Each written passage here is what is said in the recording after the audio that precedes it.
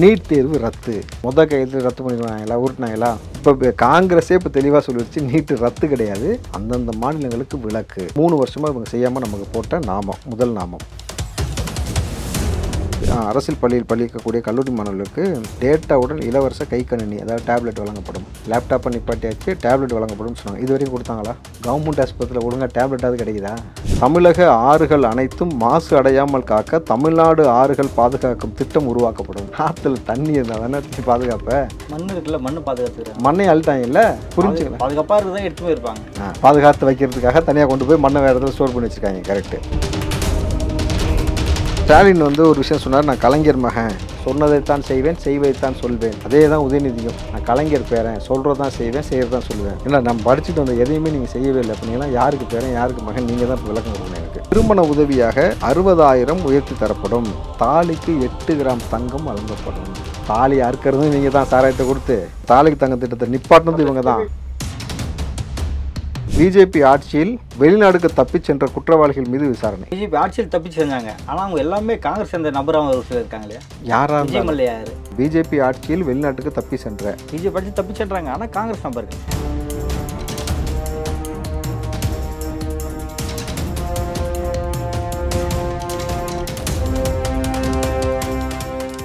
Real one voice நேயர்களுக்கு வணக்கம். இன்றைய நேர்காணலுக்காக நம்மோடு இணைகிறார் காங்கிரஸை சேர்ந்த ராவுத்தர் இப்ராஹிம் அவர்கள். வணக்கம் சார். வணக்கம் ஹரிஹரன். புதிதாக காங்கிரஸ் தேர்தல் அறிக்கையை அறிவிச்சிருக்காங்க. ஸோ இது மக்கள் மத்தியில் இது எந்த அளவுக்கு இம்பேக்ட் பண்ண போகுது? இப்போ 2021 திமுக கொடுத்த தேர்தல் அறிக்கை பல இடங்களில் அதிருப்தியை ஏற்படுத்தியிருக்கு. அதாவது சரியாக நிறைவேற்றப்படாத திட்டங்கள் நிறைய இருக்குது, மக்களிடையே சேரலை அப்படின்னு சொல்லிட்டு வேட்பாளர்களை விரட்டி அடிக்கிற இதை நம்ம பல இதுவில் பார்த்துட்டு வரோம். ஸோ இது ரெண்டுமே எந்த அளவுக்கு களத்தில் இம்பேக்ட் பண்ண போகுது சார்? இப்போது இன்றைக்கு வரைக்கும் எம்பி எலெக்ஷன் நடக்குது. எம்பி எலெக்ஷனுக்காக நீ ஒவ்வொரு தொகுதிக்கும் மக்கள் போனாக்கா ஓட்டு கேட்டு போகிற இடத்துல பார்த்தீங்கன்னா திமுக நபர்களை எம்பியாக இருக்கட்டும் அல்லது இப்போ இருக்கக்கூடிய எம்எல்ஏவாக இருக்கட்டும் எல்லோரையும் விரட்டி அடித்து கொண்டிருக்கிறார்கள் மக்கள். அப்போது நல்ல ஒரு விஷயம் யோசிச்சு பாருங்கள், ஏன் விரட்டி அடிக்கிறாங்க? கொடுத்த வாக்குறுதிகளை நீங்கள் நிறைவேற்றலை, இங்கே இருக்கக்கூடிய மிகப்பெரிய பிரச்சனையை சரி செய்யலை, இங்கே இருக்க சாராய கடையை மூடலை, இது வேண்டாம்னு சொல்லி மக்கள் தன்னிச்சையை போராட்டம் பண்ணி ஒவ்வொரு இடத்துலையும் அதிருப்தி இருக்குது. இவர்கள் அதை மீறி பெரிய க்ரௌட் இருக்க மாதிரி காட்டுறதே காசு கொடுத்து மக்களை திரளாக திரட்டி தான் இங்கே ஒரு நாடகம் ஆடிக்கிட்டு இருக்கிறாங்க. இப்போ இந்த நிலையில் இப்போ பார்த்தீங்கன்னாக்கா திமுக ஒரு தேர்தல் அறிக்கையை கொடுத்து நிறைவேற்றலை. இப்போ காங்கிரஸ் அவருடைய தேர்தல் அறிக்கையை வெளியிட்டிருக்காங்க. அப்போது இது இந்திய அளவில் எவ்வளோ பெரிய இம்பேக்ட் ஏற்படுத்தும், எந்த அளவுக்கு காங்கிரஸுக்கு இது வெற்றி வாய்ப்பை ஏற்படுத்தி கொடுக்குமா அல்லது அதில் இருக்கக்கூடிய விஷயங்கள் பின்னடைவை ஏற்படுத்துமா? இப்போ திமுக ஏற்கனவே கொடுத்த எந்ததையும் நிறைவேற்றாமல் முதல்வர் கொடுத்த வாக்குறுதியை 100% நிறைவேற்றிவிட்டேன்னு பொய்யா இங்கே விமர்சனம் பண்ணிக்கிட்டு அவருடைய ஆட்சி முறையோடைய லட்சணத்தை பற்றி பேசாமல் தேவையில்லாமல் இங்கே மோடி அதை செய்யலை இதை செய்யலைன்னு சொல்வதும், எடப்பாடி இதை செய்யலை அதை செய்யலைன்னு சொல்வதும், 2 பேரும் கள்ள உறவு வைத்திருக்காங்கன்னு சொல்வதும், இந்த கபட நாடகம் ஆடுற இந்த விஷயத்தை மக்கள் மத்தியில் நம்ம வெளிப்படையாக முகத்தடியை கிழிக்க போகிறோம். முதல்ல திமுக கொடுத்த இந்த தேர்தல் வாக்குறுதிகள் இருக்கு இல்லையா, அதை பற்றி நான் படிக்கிறேன், நீங்கள் அதை பாருங்கள். இதில் எல்லாம் எதையாவது ஒரு விஷயமாவது திமுக செஞ்சுருக்கான்றதை நம்ம பார்த்தோம். இப்போ நான் படிக்க போகிற கிட்டத்தட்ட ஒரு 25 வாக்குறுதிகள், 519 வாக்குறுதிகள் இருக்குது. அதில் மிக முக்கியமான ஒரு 25லேருந்து 30 வாக்குறுதிகளை கொண்டு வந்திருக்கேன். அதை நம்ம படிப்போம். ஹரி, இதை இந்த வாக்குறுதிகளை திமுக இது வரைக்கும் நிறைவேற்றவே இல்லை. இதனால் மக்கள் எவ்வளோ அதிருப்தி அடைஞ்சு, இதனால் காங்கிரஸுக்கும் ஓட்டு சதவீதம் எப்படி குறைகிறது? கூட்டணி திமுக கூட கூட்டணி இருக்கக்கூடிய எல்லா கூட்டணிக்கும் எதனால் ஓட் பேங்கிங் குறைய போது மக்கள் விரட்டி அடிக்க போகிறாங்கன்னா இவர்கள் கொடுத்த இந்த தேர்தல் வாக்குறுதிகளை நிறைவேற்றாமல் போனதுடைய விளைவு. இது கூட காங்கிரஸோடைய புதிய தேர்தல் அறிக்கை, தேர்தல் வாக்குறுதிகள் நம்ம அதை படிப்போம். அது எவ்வளோ பெரிய இம்பாக்ட் ஏற்படுத்தா படிக்கலான்றதை நம்ம பார்த்துடலாம். ஸோ இப்போ முதல்ல திமுகவுடைய தேர்தல் வாக்குறுதியை நான் படிக்கிறேன் பாருங்கள். நீட் தேர்வு ரத்து கையெழுத்து ரத்து பண்ணிடுவாங்களா உருட்டினாங்களா? இப்போ காங்கிரஸே இப்போ தெளிவாக சொல்லிடுச்சு, நீட்டு ரத்து கிடையாது, அந்தந்த மாநிலங்களுக்கு விலக்கு. ரைட், முதல் விஷயம். 3 வருஷமாக இவங்க செய்யாமல் நமக்கு போட்ட நாமம், முதல் நாமம். மாதந்தோறும் மின்கட்டணம் இது வரைக்கும் எடுத்தாங்களா? திமுக ஆட்சியில் 3 வருஷமாக மாதந்தோறும் மின்கட்டணம் எடுக்காட்டி பரவாயில்ல, ஆனால் மின் கட்டணத்துடைய விலையை பல மடங்கு நீங்கள் ஏற்றி வச்சுருக்கிறீங்க. அதில் குறிப்பாக பார்த்தீங்கன்னா ஒரு ஃப்ளாட்டில் அந்த ஃப்ளாட்டில் இருக்கக்கூடிய நபர்கள் யூஸ் பண்ணுறதுக்கு தான் மோட்ரு போட்டு தண்ணி எடுக்கிறது, கரெக்டுங்களா? தண்ணி புழக்கத்துக்கு அந்த மோட்ரு போடுறத மட்டும் கமர்ஷியலுக்கு மாற்றி அதுக்கு எக்ஸ்ட்ரா ரேட்டு போடுறாங்க. இது எப்படி? ஒரு வீட்லேயே நமக்கு நல்லா யோசிச்சு பாருங்களேன், ஒரே வீட்டுக்குள்ளே வாழ்கிறவனுக்கு உனக்கு ஒரு ரேட்டு எனக்கு ஒரு ரேட்டுனாக்கா அது எப்படி என்ன சொல்லுவாங்க, ஒரு கண்ணில் வெண்ணெய் ஒரு கண்ணில் சுண்ணாமுன்ற மாதிரி திமுக கொண்டு இந்த பித்தலாட்டுத்தனம் இருக்குல்ல, இதை முதல்ல உடைக்கணும். கல்வி கடன் ரத்து செய்யப்படும்னு சொன்னாங்க. இது வரைக்கும் திமுக கல்வி கடன் ரத்து செய்யவே இல்லை, கவனிச்சிங்களா? 3 வருஷமாக கல்வி கடன் ரத்து செய்யவே இல்லை திமுக. அப்போ எப்படி மக்களையும் மாணவர்களையும் ஏமாற்றிருக்காங்கன்னு பாருங்கள். கல்லூரி மாணவர்களுக்கு அரசியல் பள்ளியில் படிக்கக்கூடிய கல்லூரி மாணவர்களுக்கு டேட்டாவுடன் இலவச கைக்கணினி, அதாவது டேப்லெட் வழங்கப்படும். லேப்டாப்பை நிப்பாட்டியாச்சு, டேப்லெட் வழங்கப்படும் சொன்னாங்க. இது வரைக்கும் கொடுத்தாங்களா? கவர்மெண்ட் ஆஸ்பத்திரியில் ஒழுங்காக டேப்லெட்டாவது கிடைக்குதா? அதான் வீடு தேடி மருத்துவம் வந்துட்டுருக்கு. வீடு தேடி நோய் வருதுங்க, டேப்லெட் வருதா? இவங்க கைக்கணினி கொடுக்கப்படும் சொன்னாங்க. இது வரைக்கும் கைக்கணினி கொடுத்தாங்களா? 3 வருஷமாச்சு, கொடுக்கல. உங்ககிட்ட யார் மகளிருக்கு மாதம் 1000 ரூபா கேட்டா? ப்ராக்டிக்கலாக பேசுமா ஹரிஹரன்? சொல்லுங்கள் ஹரிஹரன். இல்லை, இவங்களா ஒரு ஸ்கீமை கொண்டு வந்தாங்க. ஆனால் உள்ளபடி படிக்கக்கூடிய மாணவர்களுக்கு டேப்லெட் கொடுப்போம்னு சொன்னது இது வரைக்கும் ஏன் கொடுக்கல? அப்போ நீங்கள் டேப் கொடுப்போம், டேட்டா இலவசமாக கொடுப்போம்னு சொல்லிட்டு மாணவர்களை ஏமாற்றிருக்கீங்க. கொரோனாவால் பாதிக்கப்பட்டு பொருளாதாரம் மேம்படும் வரை சொத்து வரி அதிகரிக்கப்படாது. தேர்தல் வாக்குறுதியில் இருக்குது. திமுக வந்த பிறகு சொத்து வரியை பல மடங்கு உயர்த்திருக்கிறாங்க. அப்போது இப்போ பொருளாதாரத்தில் இப்போ தமிழ்நாடு மேம்பட்டுருச்சா? ஸ்டாலின் ஆட்சியில் அந்தளவுக்கு போயிருக்கா? ஏழை மக்கள் பசி தீர முதல் கட்டமாக 500 இடங்களில் கலைஞர் உணவகம் அமைக்கப்படும். அமைச்சாங்களா சார்? அம்மா உணவகத்தை க்ளோஸ் பண்ணிட்டாங்க. முடிச்சிட்டாங்களா? மேட்ரு. தமிழக ஆறுகள் அனைத்தும் மாசு அடையாமல் காக்க தமிழ்நாடு ஆறுகள் பாதுகாக்கும் திட்டம் உருவாக்கப்படும். ஆற்றுல தண்ணி இருந்தால் தானே பாதுகாப்ப. மண் இருக்குல்ல, மண்ணை பாதுகாத்துக்கிறாங்க. மண்ணை அழுட்டாங்கல்ல, புரிஞ்சுக்கலாம். பாதுகாப்பாக இருக்குதான் எடுத்து போயிருப்பாங்க. பாதுகாத்து வைக்கிறதுக்காக தனியாக கொண்டு போய் மண்ணை வேறு இடத்துல ஸ்டோர் பண்ணி வச்சுருக்காங்க. கரெக்டு. அரசு துறை நிறுவனங்களில் 10 ஆண்டுகளுக்கு மேலாக தற்காலிக பணியில் உள்ள அனைத்து பணியாளர்களுக்கும் பணி நிரந்தரம் செய்யப்படும். செஞ்சுருக்காங்களா சார்? முடியல. அனைத்து அரசு வேலை வாய்ப்புகளிலும் பெண்களுக்கு இடஒதுக்கீடாக 30% 40% அதிகரிக்கப்படும். முதல்ல வேலை போட்டிங்களா நீங்கள்? 3 வருஷமாக இது வரைக்கும் எந்த அப்பாயின்மெண்ட்டும் கொடுக்கல, எந்த எக்ஸாமும் கண்டக்ட் பண்ணல. சென்னை உள்ளிட்ட மாநகராட்சிகளில் லாரி மூலமாக நீர் வழங்குவதை தவிர்த்து குழாய் மூலம் நீர் வழங்கப்படும். எப்படி லாரி மூலம் தண்ணி கொடுக்குறாங்களோ அதை நிப்பாட்டிட்டு ஸ்ட்ரெயிட்டாக வாட்டர் கனெக்ஷன் வீட்டுக்கே கொடுக்குறாங்க. எல்லாமா கொடுத்து தண்ணி வருதா என்ன? வருதா சார்? சார் லாரி மூலம் கொடுத்தாலாவது அட்லீஸ்ட் நீங்கள் தண்ணி கிடச்சிக்கிட்டு இருந்துச்சா? நீங்கள் சிவகங்கை மாவட்டத்துலேருந்து பல மாவட்டங்களில் தண்ணி இல்லாமல் எவ்வளோ கஷ்டப்படுறாங்க. 2 குடம் தண்ணி கொடுக்க துப்புல்லாத அரசாங்கம் எப்படி ஊட்டிருக்காங்கன்னு பாருங்கள். அடுத்து ரூபாய் 2000 கோடி முதலீட்டில் 200 தடுப்பணைகள் கட்டப்படும். சார் 3 வருஷத்தில் எத்தனை தடுப்பணை சார் கட்டியிருக்காங்க? முதல்வரின் நேரடியாக கட்டுப்பாட்டில் தனித்துறை மனுக்கள் மீது 100 நாட்களில் தீர்வு. ஆட்சிக்கு வந்து எவ்வளோ நாள் சார் ஆச்சு? 3 வருஷம் ஆச்சு. இது வரைக்கும் ஏதாவது தீர்வு எட்டப்பட்டிருக்கா? அப்போ முதல்வர் இதில் ஸ்டாலின் ஒரு விஷயம் சொன்னார், நான் கலைஞர் மகன், சொன்னதைத்தான் செய்வேன், செய்வதைத்தான் சொல்வேன். அதே தான் உதயநிதியும், நான் கலைஞர் பேரன், சொல்கிறதான் செய்வேன், செய்கிறதான் சொல்லுவேன். இப்போ நீ யார் மகன், யார் பேரன்? ஏன்னா நம்ம படிச்சுட்டு வந்த எதையுமே நீங்கள் செய்யவே இல்லை. இப்போ நீங்களாம் யாருக்கு பேரன், யாருக்கு மகன்? நீங்கள் தான் இப்போ விளக்கம் கொடுக்கணும் எனக்கு. ஆவின் பால் விலை லிட்டருக்கு 3 ரூபாய் குறைக்கப்படும். கேட்டிங்களா சார்? குறைச்சாங்களா சார்? ஆவினில் நமக்கு சொல்லாமல் அவங்க செஞ்ச ஸ்கீம் என்ன தெரியுமா சார்? எக்ஸ்ட்ரா புழு போட்டு கொடுத்தது. ஆவின்லேருந்து இப்போ கொழுப்பை திருடினது. கேட்டுங்களா? அதுக்கப்புறம் ஆவினுடைய பால் பொருட்களுடைய விலையை உயர்த்தியது, ஆவின் பால் விலையும் உயர்த்திருக்கிறாங்க. இது அவங்க செஞ்சதோட சாதனை. பெட்ரோல் விலை லிட்டருக்கு 5, டீசல் விலை லிட்டருக்கு 4 குறைக்கப்படும். குறைச்சாங்களா சார்? சமையல் எரிவாயு சிலிண்டர் 100 மானியம் கொடுத்தாங்களா? நகைக்கடன் தள்ளுபடி, நிலுவையில் உள்ள கூட்டுறவு வங்கிகள்லேருந்து நகையெல்லாம் தள்ளுபடி செஞ்சிருவோன்னு சொன்னாங்க. நகையை கொண்டு போய் அடமானம் வைன்னு சொன்னாங்கல்ல, நக்கிட்டு போச்சுல அது. அனைத்து குடும்ப தலைவிகளுக்கும் மாதம் 1000 உரிமை தொகை. அதில் யாரெல்லாம் குடும்ப தலைவின்னு இவங்க முடிவு பண்ணாங்க பார்த்தீங்களா? யாரெல்லாம் தகுதி வாய்ந்த குடும்ப தலைவி? அதான் சார், யார் அந்த குடும்ப தலைவி, யார் தகுதி இல்லைன்ற முடிவை இவங்க எடுத்தாங்க. ஒன்று, முதியோர் உதவித்தொகை 1500 உயர்த்தப்படும். கொடுத்தாங்களா? கொடுக்கல. தமிழகத்தில் உள்ள தொழில் நிறுவனங்களுக்கு 75% வேலை வாய்ப்புகளில் தமிழர்களுக்கு அந்த வேலை கொடுக்கப்படும். வேலையும் கொடுக்கல, தமிழனுக்கு வேலை வாய்ப்பு ஏற்படுத்தலை. அடுத்து, சிறு குறு விவசாயிகள் கூட்டுறவு வங்கி கடனில் பெற்ற பயிர் கடன் தள்ளுபடி செய்யப்படும். ஒரு மயிர் கடன் தள்ளுபடி பண்ணல, பண்ணாங்களா சார்? 100 நாள் வேலை திட்டம் 150 நாளாக அதிகரிக்கப்படும். தினக்கூலி 300 உயர்த்தப்படும். சரி, ரைட். இதைத்தான் அப்பாவை சொன்னது, ஸ்டாலின் பிரதமர் ஆகணும்ன்ட்டு. அவருக்கே அது நம்பிக்கை இல்லைன்றது தெரியுது. அவருக்கே அப்பட்டமான உருட்டுன்னு அவருக்கே தெரியுது. மீனவர்களுக்கு 2 லட்சம் வீடுகள் கட்டித்தரப்படும். கட்டி கொடுத்தாங்களா சார்? பகுதி நேர ஆசிரியர்கள் அனைவரும் பணி நிரந்தரம் செய்யப்படும். ஆசிரியர்கள் எவ்வளோ போகிறாங்க பார்த்தோம்ல, அடித்து ஆடு மாடுகளை கொண்டு போகிற மாதிரி கொண்டு போட்டாங்கல்ல. நெல்லுக்கான குறைந்தபட்ச ஆதார விலை குவிண்டாலுக்கு 200லேருந்து 2500 உயர்த்தப்படும். கரும்புக்கு 4000 உயர்த்தப்படும். இது வரைக்கும் உயர்த்தப்படலை. இது வரைக்கும் விளைவிச்ச நெல்லை பாதுகாக்க தமிழ்நாடு முழுவதும் குடோன்கள் அமைக்கப்படவே இல்லை. கரெக்டுங்களா? இது வரைக்கும் அதை செய்யலை. முதல் தலைமுறை பட்டதாரிகளுக்கு அரசு வேலையில் முன்னுரிமை. 3 வருஷமாக அரசு வேலையே போடல சார். எவ்வளோ ஊட்டிருக்காங்க பாருங்கள் சார். நீங்கள் தான் கேட்கணும், கேட்க மாட்டீங்களே. மைக் எடுத்துகிட்டு போய் அடுத்த வாட்டி ஸ்டாலினை உதயநிதியை பார்த்தா கேள்வி கேட்குறீங்க, என்ன சார் இவ்வளோ விட்டுருக்கீங்க, ஆனால் 100% நிறைவேற்றுன்னு சொல்லியிருக்கீங்கன்னு கேளுங்க. அரசு காலி பணியிடங்கள் 3 லட்சம் இளைஞருக்கு பணி நிரந்தரம் அடையும். அப்பா, ரேஷன் கடையில் சர்க்கரையின் அளவு 1 கிலோ அதிகரிக்கப்படும், மீண்டும் உளுந்தம்பருப்பு வழங்கப்படும். விட்டுறாங்களா உளுந்தம்பருப்பு, உடன்பிறப்புகள் உளுந்தம்பருப்பு கொடுத்துருக்காங்களா சார்? பட்டப்படிப்பு அல்லது பட்டய படிப்பு படித்த பெண்களுக்கு திருமண உதவியாக 60,000 உயர்த்தி தரப்படும். தாலிக்கு 8 கிராம் தங்கம் வழங்கப்படும். எவ்வளோ முக்கியமான மேட்டர் பாருங்கள் சார். தாலி அறுக்கிறதும் இவங்க தான் சாராயத்தை கொடுத்து, அதே மாதிரி தாலிக்கு தங்கம் திட்டத்தை நிப்பாட்டினது இப்போ இல்லையே, ஸ்கீமே இல்லை. ஆனால் இவங்க சொன்ன வாக்குறுதி என்ன? இதெல்லாம் சொன்னாக்கா மக்கள் வந்து ஓட்டு போட்டாங்க. அப்போது திமுகவை நீங்கள் மீண்டும் ஜெயிக்க வைப்பதனால் என்ன பலன்? அதான் நம்ம பேசிக்கிட்டு இருக்கிறோம். இப்போ நீங்கள் இதில் இந்த எம்பி நீங்கள் ஜெயிக்க வைக்கிறதுனால நமக்கு ஏதாவது பிரயோஜனம் இருக்கா? திமுக சொந்த எம்பி ஜெயிக்க வைக்கிறதுனால எந்த பிரயோஜனமும் கிடையாது. திமுகவை முதல்ல இங்கேருந்து விரட்டடிங்க. ஏன் விரட்டடிக்கணும்னாக்கா, இந்த வாக்குறுதிகளை நிறைவேற்றவில்லை அப்படின்னு சொல்லி தான் விரட்டடிக்கணும்.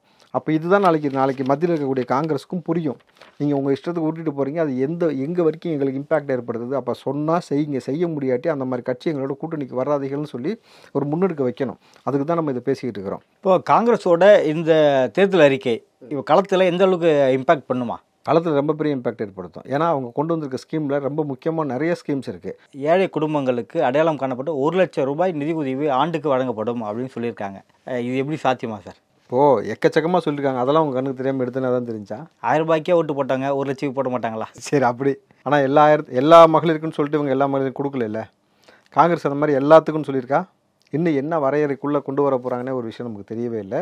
ரெண்டாவது, இது வந்து பெரிய சக்ஸஸ்ஃபுல்லாக போகுமானா அந்த ஒரே ஒரு லைன் இப்போ என்ன சொன்னீங்க சொல்லுங்கள் பார்ப்போம். குடும்பத்தில் ஒரு பெண்ணுக்கு ஆண்டுக்கு 1 லட்சம் வழங்கப்படும். இது ஒன்று. இது இல்லாமல் மகாலட்சுமி திட்டத்திற்கு ஏழை குடும்பங்களுக்கு ஆண்டுக்கு 1 லட்சம் வழங்கப்படும். இது எப்படி 2 ஸ்கீம் அனௌன்ஸ் பண்ணியிருக்காங்க. ஏழை குடும்பங்களை கண்டறிந்து ஆண்டுக்கு 1 லட்சம் ரூபாய் அப்படின்றது வந்து நடைமுறைக்கு சாத்தியமா?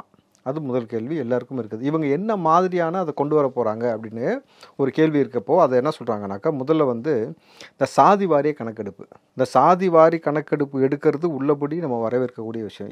ஏன்னா வந்து இந்த சாதி வாரி கணக்கெடுப்பு எடுத்தால்தான் நீங்கள் சிறுபான்மைன்னு சொல்லி வைக்க நசுக்கப்பட்டிருக்கக்கூடிய பல நபர்கள் சிறுபான்மை இல்லைன்னு வரும். இந்துக்களோ கிறிஸ்டின்களோ தலித்துகளோ சிறுபான்மை கிடையாது. அப்போ சிறுபான்மை யார்? இப்போ ஒவ்வொரு ஸ்டேட்லேயும் ஒவ்வொரு இடத்துலையும் அந்தந்த சாதி வாரியாக யார் வந்து கம்மியாக இருக்காங்க, யார் அதிகமாக இருக்காங்கன்ற ஒரு கோட்பாடு வரும்பொழுது, இப்போ இவ்வளோ நாளாக வந்து நம்மளை ஒரு வட்டத்துக்குள்ளே வச்சு அடக்கி வச்சாங்கல்ல. இவன் சிறுபான்மை, இவன் வந்து இவன் அவன் நான் ஆண்ட சாதி, நான் வந்து இந்த சாதி அந்த சாதின்னு சொல்லக்கூடிய எல்லா விஷயத்துக்கும் ஒரு மாற்றாக வேறு ஒரு வடிவம் பெறும். அப்படின்னும் பொழுது இந்த சாதிய ஏற்றத்தாழ்வு பாகுபாடுகளை களைவதற்கு இது ரொம்ப மிக முக்கியமான ஒரு விஷயமாக பார்க்கப்படுது. நாடு முழுவதும் சாதிய கணக்கெடுப்பு எடுக்கிறது. ரெண்டாவது விஷயம், நீட்டு கியூட் தேர்வு மாநில அரசுகள் முடிவெடுத்துக் கொள்ளலாம். இது வந்து ஏற்புக்குரியதாக இருக்குது. அதாவது வந்து நீட்டு வந்து அந்தந்த மாநிலத்துக்கு சார்ந்தவங்க முடிவெடுக்கலாம். ஏன் நீட்டு நாங்கள் ஒழிக்க மாட்டோம்னு சொல்கிறாங்க, நீங்கள் புரிஞ்சுக்கிட்டீங்களா? அதில் இப்போது மத்திய அரசு நாளைக்கு வந்து ராகுல் காந்தி தலைமையில் வந்தால் நீட்டை ஒழிச்சிருவோன்னு ஏன் சொல்லலைன்னா, பல மாநிலங்களில் வந்து பாஜக ஆட்சி ஆளுது. அவங்க வந்து சட்டத்தை வந்து இயற்றுவதற்கு இடையூறாக இருப்பார்கள். அப்படி இருக்கும்போது நீட்டை ஒழிப்போம்ன்றது சாத்தியமே கிடையாது. இப்போ 2 கட்சியும் சாத்தியம் இல்லைன்னு எடுத்துக்கலாம். இல்லை நீங்கள் சொல்கிறத புரிஞ்சுக்கலாம் உங்களுக்கு. இல்லை பாஜக இப்போ காங்கிரஸ் ஆளக்கூடிய மாநிலங்களும் இருக்கு இல்லையா, அங்கேயும் இவங்களால காங்கிரஸ் ஆளக்கூடிய மாநிலங்கள் இருக்கக்கூடிய இடங்களில் காங்கிரஸோட கூட்டணி வச்சிருக்கக்கூடிய மாநிலங்கள் வந்து முடிவெடுக்க முடியும். நீட் எங்களுக்கு வேணான்னு முடிவெடுத்தால் நீட் வேணான்னு சொல்லி அங்கே வந்து எக்ஸாம் கண்டக்ட் பண்ண முடியும். சில பிஜேபி ஆளக்கூடிய மாநிலங்கள் வந்து இதுக்கு வந்து ஒத்துழைப்பு தரமாட்டாங்க. அப்போது இது வந்து சட்டமாக கொண்டு வர முடியாது. நிரந்தரமாக நீட்டை ஒழிப்பதுன்றது சட்டம் ஏற்றுவது சாத்தியப்படாது. ஆனால் அதுக்கு பதிலாக நீட் தேர்வுக்கு வந்து அந்தந்த மாநில அரசுகள் முடிவெடுத்துக் கொள்ளலாம்னும் பொழுது காங்கிரஸும் அல்லது காங்கிரஸை சார்ந்து இயங்கக்கூடிய அந்த மற்ற கூட்டணி கட்சிகள் ஆளக்கூடிய மாநிலங்களை வந்து எங்களுக்கு வேண்டாம் அப்படின்னு சொல்லி வரும்போது நீட் வேணாம் அப்படின்னு ஒரு விஷயத்தை இம்ப்ளிமெண்ட் பண்ணும்போது இது மாணவர்களுக்கு ஒரு வரப்பிரசாதம். மூணாவது வந்து பிஜேபி இயற்றிய ஜிஎஸ்டி ரத்து. இது உள்ளபடியே வந்து நான் வரவேற்கிறேன். புதிய ஜிஎஸ்டி கொள்கையை கொண்டு வருவோம்ன்றது. ஏன்னா ஜிஎஸ்டியை கொண்டு வந்தது காங்கிரஸாக இருந்தாலும் இந்த ஜிஎஸ்டியை எப்படி இம்ப்ளிமெண்ட் பண்ணுவதுன்னு தெரியாமல் என்ன சொல்வது, மகளிர்கள் பெண்கள் வைக்கக்கூடிய அந்த சானிடரி நாப்கின் இருக்குல்ல, பேடுக்கு வந்து ஜிஎஸ்டி வரி, காண்டமுக்கு ஜிஎஸ்டி வரி இல்லை. பிஜேபி கொண்டு வந்ததா? யார் போட்டது இதுக்கு வரி? நீங்கள் போட்டிங்களா? 10 வருஷம் நீங்கள் இருந்தீங்களா? காங்கிரஸ் இருந்துச்சா? பிஜேபி ஆட்சி தான். எது முக்கியம் அப்படின்னு ஒரு விஷயம் பார்க்கணும்ல. எழுதுகிற ரப்பரு, பென்சிலு, பேனா இதெல்லாம் நீங்கள் வரியை திணிக்கிறது வந்து அப்போது ஏழை மாணவ பிள்ளைகளுக்கு ஒரு பென்சில் ரப்புன்றதெல்லாம் ஒரு பெரிய ஒரு என்ன சொல்கிறது, ஒரு புள்ள வந்து ஒரு பென்சில் தொலைச்சிருச்சு, ரொம்ப வறுமை கோட்டில் கீழே இருக்கிறாங்க, ஒரு பேனாவை தொலைச்சிருச்சுன்னா சும்மா சும்மா அந்த தாய்மார்கள் வந்து ரொம்ப விலை போட்டு வாங்கி கொடுக்கறதுக்குலாம் ஒரு வருத்தமான ஒரு விஷயமா மாறக்கூடிய பல விஷயம் இருக்குல்ல. இப்போ இந்த ஜிஎஸ்டியில் வந்து ஒரு மாறுதல் வந்து நிச்சயமாக தேவை, அது வரவேற்கலாம். வேளாண் விளைபொருள்களுக்கு குறைந்தபட்ச ஆதார விலை, இது உள்ளபடியே விவசாயிகள் இப்போ இந்த கரும்புக்கு இப்போ திமுக ஆட்சியில் வந்து ஒரு உருட்டு விட்டுனாங்க தெரியுங்களா. வேளாண் விளைபொருட்களுக்கு குறைந்தபட்ச ஆதார விலை நல்லது. பிஜேபி ஆட்சியில் வெளிநாடுக்கு தப்பிச் சென்ற குற்றவாளிகள் மீது விசாரணை. பிஜேபி ஆட்சியில் தப்பி செஞ்சாங்க, ஆனால் அவங்க எல்லாமே காங்கிரஸ் சேர்ந்த நபராக ஒரு சிலர் இருக்காங்க இல்லையா. விஜய் மல்லையா யார்? யாராக இருந்தாலும் விஜய் மல்லையா யார் சொல்லுங்கள் நீங்கள் தான். காங்கிரஸில் இருந்து ஒரு எம்பி தானே விஜய் மல்லையாவா? அப்படியா? கிங்ஃபிஷரா?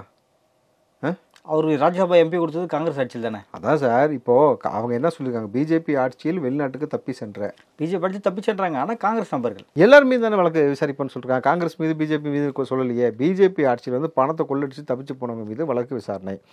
ஏன்னா இதில் நீங்கள் பிஜேபி காங்கிரஸ் எப்பயுமே இந்த விஷயத்தில் ஏன் பார்க்கணும்னு சொன்னால், இங்கேருந்து கொள்ளையடிக்கப்பட்டு கொண்டு போன பணம் நம்ம நாட்டுடைய பணம், நம்ம பணம்.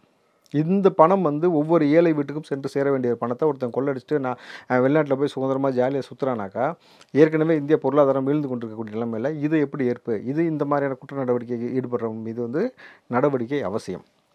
தேர்தல் பத்திரம் முறைகேடு சூப்பரில் பிஎம் கேர்ஸு, இராணுவ ஒப்பந்தம் ஊழல் இதெல்லாம் விசாரிக்கப்படும். இது அப்போ வந்து இது வந்து ஆப்வியஸ்லி வந்து பிஜேபி மீது விசாரிப்பாங்க. அதேமாதிரி திமுக மீது விசாரிப்பாங்களா? சார் நீங்கள் தேர்தல் பத்திரம் முறைகேடு, பிஎம் கேர்ஸு, இராணுவ ஒப்பந்த ஊழல் விசாரணை நல்லா புரிஞ்சுங்க. அப்போது காங்கிரஸ் தேர்தல் பத்திர முறைகேடுனாலே கண்டிப்பாக பிஜேபியை விசாரிக்க போகுது. திமுகவும் விசாரிக்குமா? விதிவிலக்கு தருவாங்க, அவங்க விசாரிக்கணும், நிச்சயமாக விசாரித்து உள்ள தூக்கி வச்சு பருப்பு எடுக்கணும். அதை நான் கண்டிப்பாக நான் சொல்கிறேன் நான், சரிங்களா. இது அதில் நான் ஒத்துக்கவே முடியாது. வாக்குப்பதிவு இயந்திரத்தில் பதிவான வாக்குகள் ஒப்புகை சீட்டுகள் சரிபார்க்கப்படும். இது ஒரு நல்ல முன்னெடுப்பு. ஏன்னா வந்து இந்த டூப்ளிகேட்டாக கள்ள ஓட்டு போடுறது வந்து தவிர்க்கிறதுக்குரிய ஒரு நல்ல வழிவகை. பிஜேபிக்கு மாறியதால் ஊழல் வழக்கில் இருந்து விசாரணையில் தப்பிச்சவர்கள் மீது மீண்டும் வந்து விசாரணை. நல்ல விஷயம்ல. இப்போது பிஜேபியிலேருந்து ஒருத்தன் இப்போ பிஜேபி போனவங்களும் மறுபடியும் காங்கிரஸுக்கு அந்தந்த கட்சிகளுக்கு வந்துருங்க ராஜா அப்படின்னு சொல்கிறதுனா ஒரு எச்சரிக்கையாக பார்க்கலாமா? நான் வந்து செந்தில் பாலாஜி தூக்குவாங்கன்னு நினைக்கிறேன். செந்தில் பாலாஜியை தூக்குற அந்த மாதிரி ஸ்கீம் மாதிரி நான் பார்க்குறேன். அதாவது கட்சியை விட்டு வேறு கட்சிக்கு போனேன்னா, அப்பாவு எந்த கட்சி? திமுக. ஏவாவேலு எந்த கட்சி? அதிமுகலேருந்து பல கட்சி போயிட்டாங்க, சேர்ந்தவர் தானே. அதாங்க. அதே மாதிரி சேகர் பாபு திமுக. ஸோ கட்சி தாவல்னால நடந்த சில விஷயங்கள், சில காம்ப்ரமைஸ். இப்போ ஸ்டாலின் சொல்லலையா, செந்தில் பாலாஜி உள்ளே தூக்கி வைக்கணும்னு சொன்னது அவர் தான். இப்போ செந்தில் பாலாஜிக்காக குரல் கொடுத்து முதல்ல தேர்தல் பிரச்சாரத்தில் வாழ்த்து சொல்லி பேசியிருக்கிறது அவர் தான். அப்போ இது உள்ளபடி வந்து இதை இம்ப்ளிமெண்ட் பண்ணணுன்றேன். பண்ணிங்கன்னா உள்ளபடி அவர்கள் மீது ஊழல் வழக்குக்காக போனாங்களா, கட்சியோட கொள்கை கோட்பாடு பிடிச்சி போனாங்களா? ஒரு இருக்குல்ல, நீ கோட்பாடு பிடிச்சி போயிட்டேன்னா பிரச்சனை கிடையாது. நீ ஊழல் செஞ்சுட்டு நீ அதனால் வந்து நான் போவேன்னு சொன்னாக்கா இது ஏற்புக்குரியது இல்லை. 100 நாள் வேலையில் வந்து தினக்கூலி வந்து 400ஆக கொடுக்கப்படும். அது உள்ளபடி வந்து வரவேற்கக்கூடிய விஷயம். மருத்துவ காப்பீடுக்கு வந்து 25 லட்சம் அதிகரிப்பு, நல்ல விஷயம். சிறுபான்மை மாணவர்களுக்கு கல்வி உதவி தொகை, இதெல்லாம் உண்மையாலுமே வந்து ஏற்றுக்கொள்ளக்கூடிய வரவேற்க வேண்டிய விஷயம். 30 லட்சம் காலி பணியிடங்கள் நிரப்பப்படும் அரசாங்கத்தில்.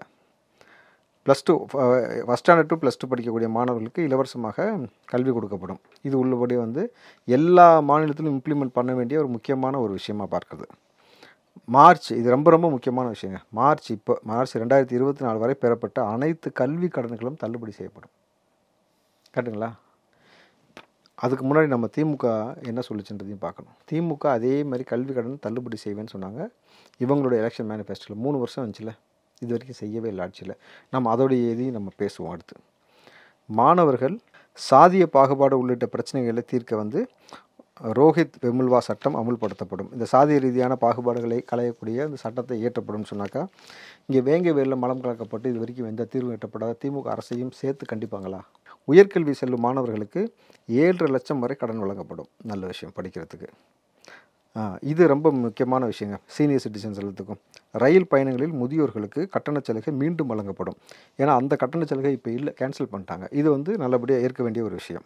ஏழை பெண்களுக்கு ஆண்டுக்கு 1 லட்சம் வழங்கப்படும். கேட்டுங்களா? இது எப்படி சாத்தியம்?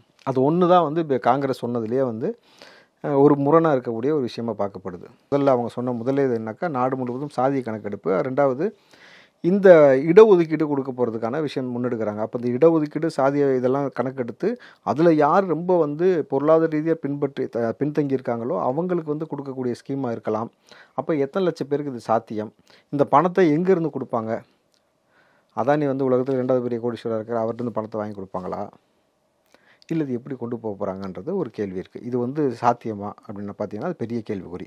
அண்டை நாடுகளில் மீனவர்கள் சுட்டுக்கொள்வதை தடுக்க புதிய வழிமுறைகள். ஸோ என்ன ஒப்பந்தம் போட போகிறாங்கன்னு தெரியல.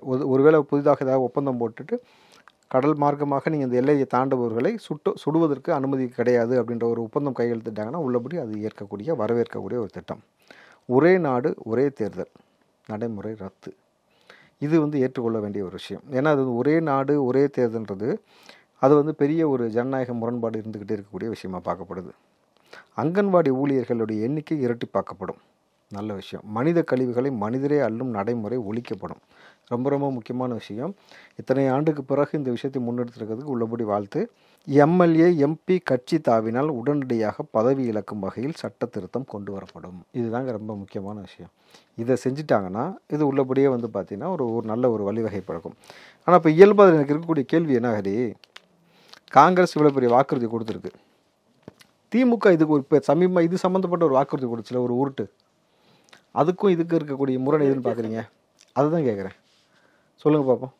இந்த டீசல் விலையெல்லாம் குறைப்பேன்னு சொல்லியிருக்காங்க, அங்கே எதுவும் இடம்பெறல. சொல்லலையா?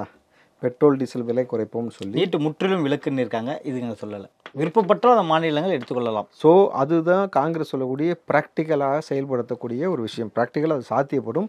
இது திமுக சொல்லக்கூடிய இந்த நீட்டு முழுசாக நாங்கள் வந்து கிழிச்சிருவோம் ஒழிச்சிருவோன்றது வந்து சாத்தியமே படாது. நடப்பு அரசியல் குறித்து பல்வேறு கருத்துக்களை பொறுத்தவரை மிக்க நன்றி சார். நன்றி ஹரிஹரன்.